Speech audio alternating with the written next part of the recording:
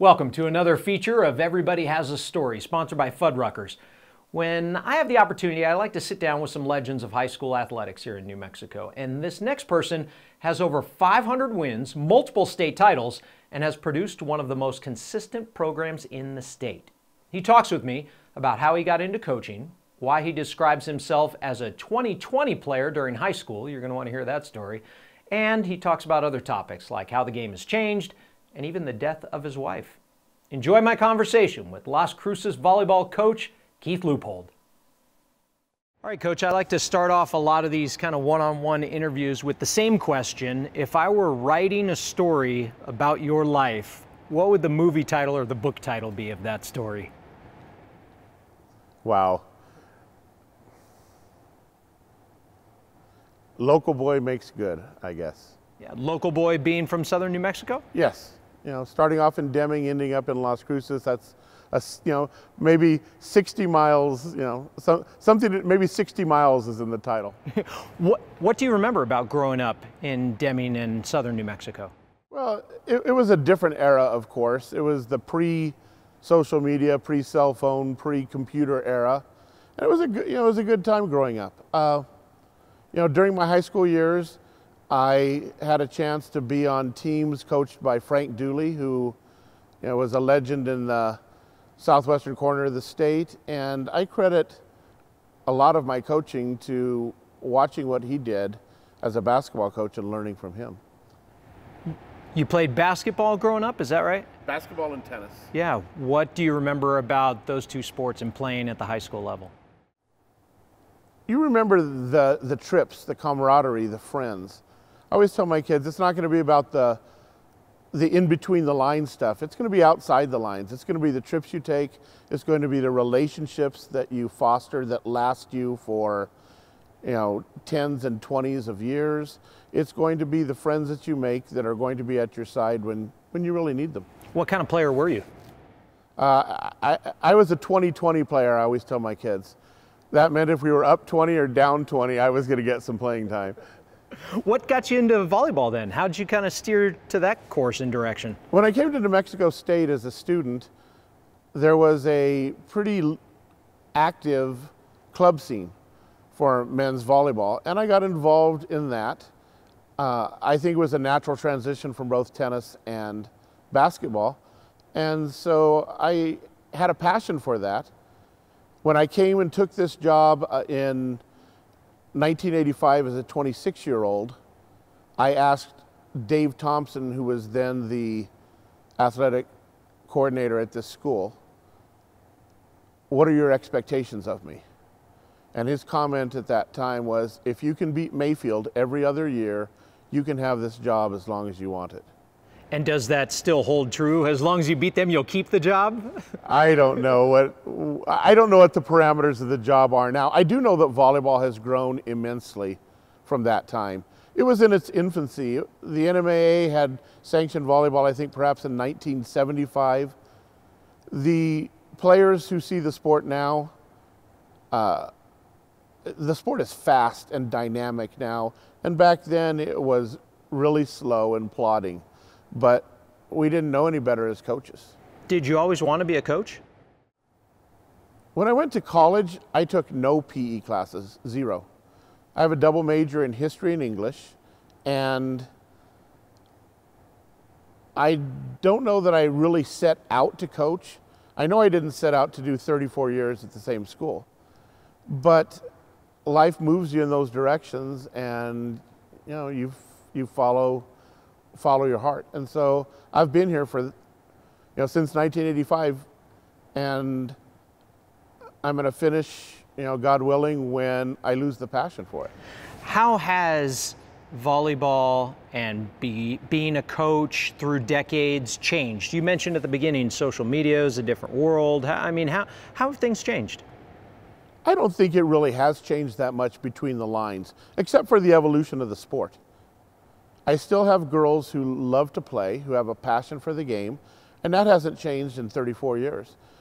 And I still have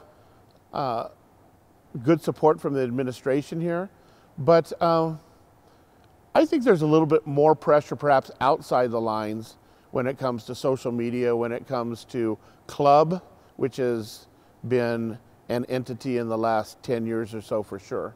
And so I think maybe the pressures on athletes are a little bit greater now. You have over 500 career wins, multiple state titles. Is there a season, a year, or even a match or a game that stands out the most to you? You'd always go back probably to our first state championship, 1995. And it was a special state championship because we played Santa Fe High School, coached by Mike Thompson, in the finals, and we were both 19-0, or actually I guess we would have been 20-0 going into the finals. And I don't think you can find in the annals of the NMAA very many times when you have two undefeated teams playing for the state title. So we beat them in 4 sets and haven't looked back since. You mentioned the game, has changed just a little bit, but between the lines, not as much. How about as a coach? Have you changed over the years? Have you developed? Have you changed your style, philosophies? I have 4 amazing assistants. Christy Barreras has been with me for 31 years. My varsity assistant, Floyd Gonzalez, is in her 24th year. But Floyd always tells the players that I'm a pussycat now compared to what I was when she played for me 27 years ago. I think maybe that I have mellowed during the years, but I still pride myself on being fundamental. I pride myself on teaching the game. I think probably as a program, what we as coaches are most proud of is that we have gone to the state tournament 28 years in a row. And I don't know if you can find any school, any program in the state that has a 28 match win streak, 28 year attendance at state tournament. You take a lot of pride in that? I do. The last time that we didn't play in the state tournament was 1989. And that just, I think as a coaching staff, that just speaks to the fact that we work hard on the fundamentals. We work hard on doing things the right way. And so I think the proof is in the pudding from that standpoint. You said you didn't expect initially to be a coach, being a history major and that sort of thing. Why do you keep doing it? Matt Abney, the basketball coach here, just shakes his head. I like the classroom still. And I get to start off a day like the practice that you just filmed with young athletes who enjoy what they do and have a passion to get better. They want to be here. Now, what better way? I at first thought that I would retire when my son graduates. He's a junior this year, my youngest. And then lately I've been thinking, and do what? My freshman class is really good. There's a group of 6th graders down there who are really good. And so, I don't know. I think I'll know. When I don't have the passion to be here anymore, that's when I need to turn it over to somebody younger with more enthusiasm. But I don't think that time is yet. If you weren't coaching and were never a coach, never became a coach, what do you think you'd be doing? I still like the teaching aspect.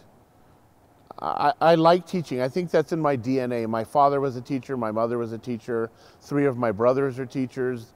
The only one who hasn't ever taught school is a teaching pro.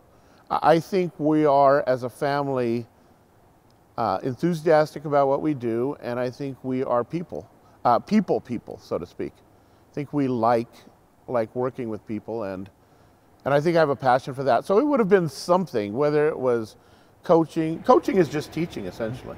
Do you have a motto or a phrase that seems to be continuous each year in and year out, whether it be in the classroom or on the court? I would say probably just don't give up. That's what I tell my high school kids. I teach world history to sophomores. And some of them have rough lives. Some of them have difficulty in, they don't have food when they get home. They don't have a parent who continues to show interest in them as far as grades. And I see 16-year-olds giving up.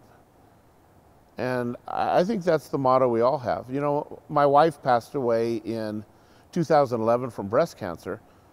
And I told my kids, what do? We pick ourselves up, we dust ourselves off, and we go on.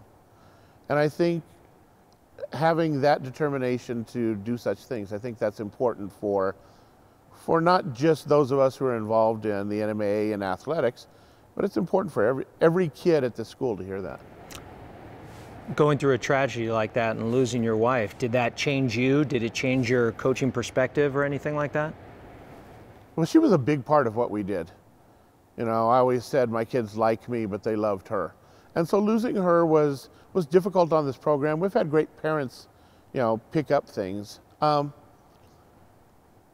don't know that it's changed my perspective that much. You know, what I miss, of course, is not having anybody at the house to go home and vent to, you know, and talk to matches about. Because the kids, you know, they have their own lives. You know, it's nice to have somebody who would ask me, well, what do you think when you got home? You have all these accolades over the years. You've been such a long-standing member of the high school community and the volleyball community. What does that mean to you when you reach a mark like 500 wins like you had this year, or being nominated for a National Coach of the Year honor? It means I've been around for a long time. You know, what I would like to think is that we're consistent. We're consistent as a coaching staff. We're consistent as a volleyball team. That if we do a good job, we can always put a good product on the floor. You know, not always am I going to have a team like I did in 1998, where I had 4 Division I players and 3 players who are eventually going to be named Gatorade Player of the Year. You know, we don't have that every year. And so hopefully the program continues. You know, that's what we seek to do. And that's what we sought to do this year. You know, we lost meaningful people from our team last year, and I think everybody thought we would rebuild, but hopefully we've just reloaded. And like a coach once told me, never give up, right? Yes, that's absolutely correct. Thanks, Coach.